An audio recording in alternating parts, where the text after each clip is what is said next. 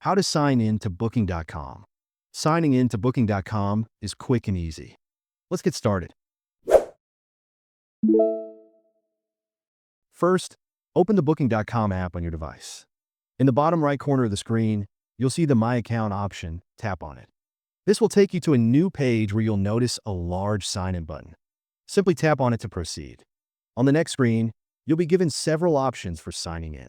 You can choose to log in using your Google, Apple, or Facebook account. Alternatively, you can sign in with your email. For this demonstration, I'll be signing in with Google. Tap on Continue, and you'll be prompted to select a Google account. Choose the one you'd like to use, then confirm your selection by tapping Continue again. And that's it. You've successfully signed into your Booking.com account. Now you can explore hotels, manage bookings, and enjoy all the features the platform has to offer. If you found these tips helpful, don't forget to give this video a thumbs up, subscribe for more tech tips, and hit the notification bell so you never miss an update. Thanks for watching, and I'll see you in the next one.